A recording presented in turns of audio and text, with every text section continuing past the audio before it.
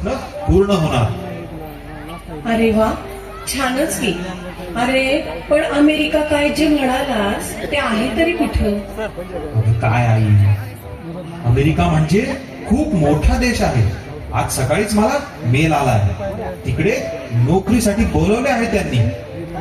चला आता आम्हाला म्हातारा म्हातारीला अमेरिका पाहायला मिळणार म्हणायची. नाही बाबा, पहिल्यांदा आम्हाला तिकडे जावं लागेल. तिकडून जाऊन स्थिर जावर झालो की तुम्हाला तिकडे घेऊन जातो. मग आम्ही कोणासोबत राहायचं? तुमच्याशिवाय आमचा वेळ कसा जाणार? तुम्ही इथे नाही ही कल्पनाच करवत नाही बघ आम्हाला. आहे का सुरू? कधी नव्हे ती चांगली नोकरीची संधी आली की झाली तुमची रडारड सुरू. तशी आमचीही काही स्वप्न आहेत, ती कधी पूर्ण करणार? असं आयुष्यभर राहणं मला नाही आवडत. आम्ही फक्त देश सोडतोय, जग नाही. अरे बाळा, असं अभद्र बोलू नकोस रे. तुम्हाला जे हवं ते करा, आमची काहीही हरकत नाही. अरे पण तोपर्यंत आमची सोय कशी आणि कुठं करणार आहेस बेटा तू? बाबा, तुम्ही मागे म्हणालात ना तुमचे व आईचे अनेक मित्रमैत्रिणी आपल्या शहरातील वृद्धाश्रमात आहेत. हवं तर तिथे तुम्ही थोडे दिवस राहू शकता. तिथे तुम्हाला एकटंही वाटणार नाही. आम्ही येताना हा तिथला ऍडमिशन फॉर्म सुद्धा घेऊन आलोय. अरे बाळा, जर थोड्या दिवसांचाच प्रश्न असेल तर आम्ही इथेच राहतो ना आपल्या घरात.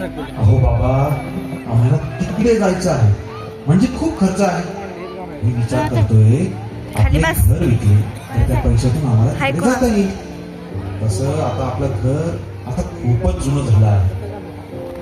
अरे बाळा, असं म्हणू नको. जुनं जरी असलं तरी ते आपलं घर आहे. तुझा जन्म सुद्धा याच घरात झाला बरं, आणि आता हे विकायचं म्हणजे वाईट वाटतं रे. झालं का परत रडगाणं सुरू? आम्ही काही करायचं म्हटलो की तुम्ही नेमकी आडवे येतात. माझी प्रगती कोणालाच बघवत नाही. अरे बाळा, असं कसं म्हणतोस तू? आम्ही फक्त इतकंच म्हणतोय. वसुधा काहीच बोलू नकोस. बाळा, तुम्ही जसं म्हणाल तसं आम्ही करू. तो वृद्धाश्रमाचा फॉर्म भर तेव्हा.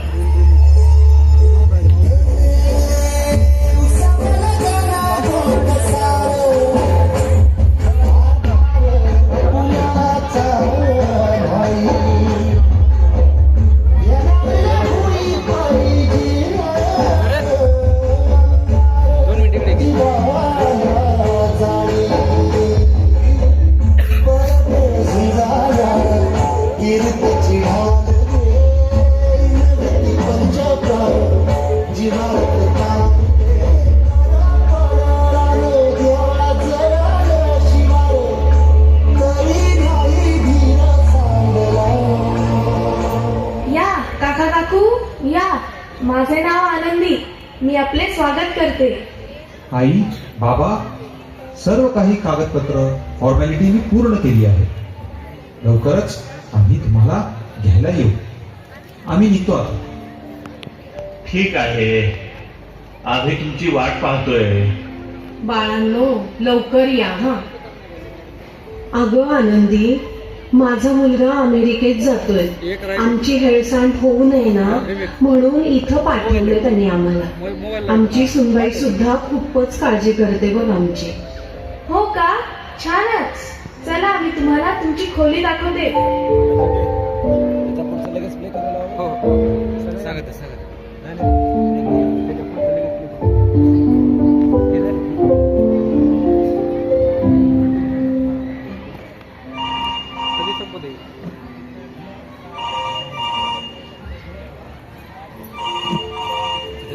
हॅलो.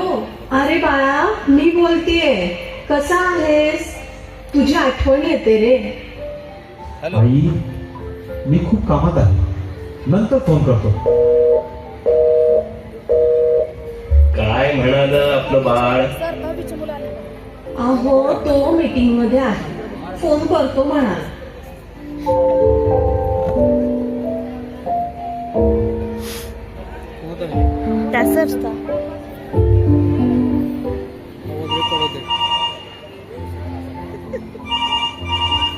अरे बाळा, आम्हाला येऊन इथं 2 महिने झाले. तू कधी कधी येणार आहेस? आई, सारखं सारखं फोन करू नको. आम्ही इथे स्थिर झालो की येऊ तुम्हाला घ्यायला.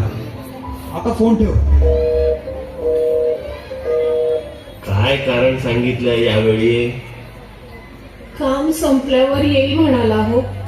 आमच्या मुलावर आमचा पूर्ण विश्वास आहे. तो असं नाही करणार. तो नक्की येणार आम्हाला घ्यायला.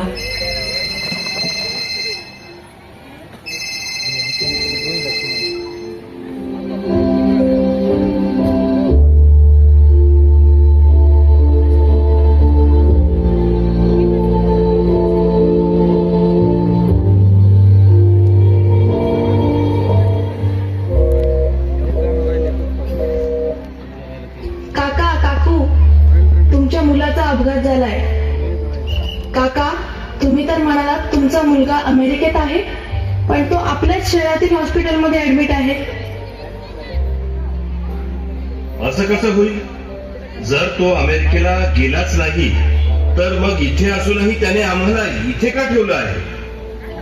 अहो, हे बोलायची ही वेळ नाहीये. चला पटकन हॉस्पिटलमध्ये.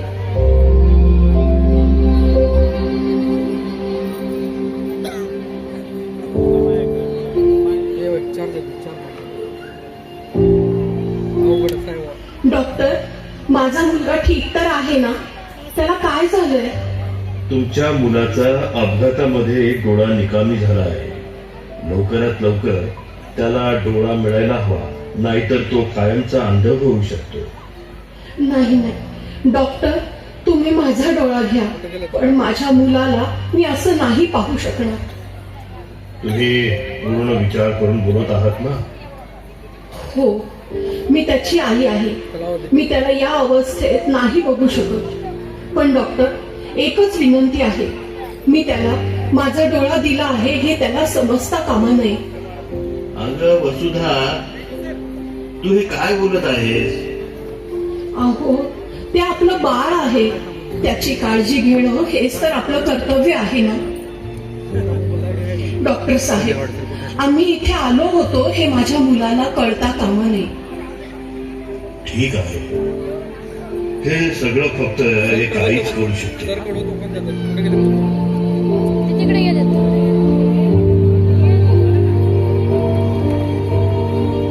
अहो, जरा फोन लावून बघता का?